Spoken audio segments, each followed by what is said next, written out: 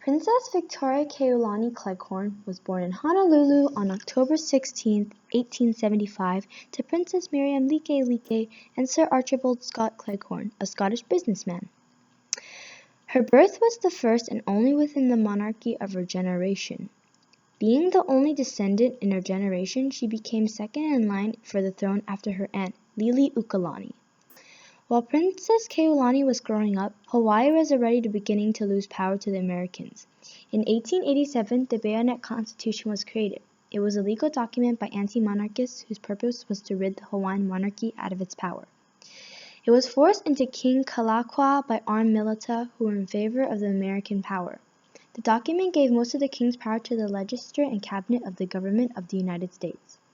One of the perpetrators of the Constitution, named Lauren A. Thurston, admitted that the king, Kalakaua, was forced to sign it under shady circumstances. He later wrote, "Unquestionably, the Constitution was not in accordance with the law. Neither was the Declaration of Independence from Great Britain. Both were revolutionary documents which had to be forcibly effected and forcibly maintained."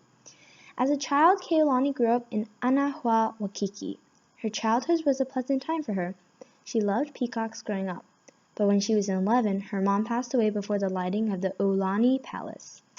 Growing up, Kaiulani received an exceptional education. Expected later to rule Hawaii, she received a British education fit for a queen. In 1889, Kaiulani moved to England with her half-sister. Kaiulani excelled in her studies at Great Harrowden Hall in Liverpool. During her vacation, she traveled to countries such as Ireland, Scotland, England, and France, and received diplomatic welcomes. While in England, she learned about the death of her dear uncle, King Kalakaua. Following his death, Kaiulani's aunt, Liliuokalani, became queen. This was the beginning of the end of the Hawaiian monarchy. Queen Liliuokalani was only queen for 2 years. On January 17, 1893, the Hawaiian monarchy was overthrown. Hawaii had lost to American sugar planters.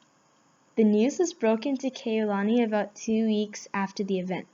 She received 3 telegrams which had said, "Queen disposed," "Monarchy abrogated," and "Break news to Princess." Liliuokalani was no longer a queen, and Kaiulani was no longer a princess.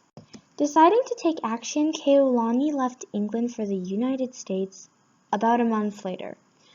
Upon her arrival in New York City, she held numerous press conferences and attended many banquets. She traveled to Boston and spoke at Wesley College. After speaking at the college, she headed to Washington, D.C. to speak with the president. Kaiulani met with President Cleveland and his wife in the Blue Room at the White House. The Clevelands were interested in Kaiulani's cause and promised to help the princess.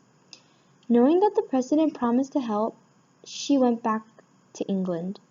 President Cleveland handled the case cautiously, trying to come up with a compromise.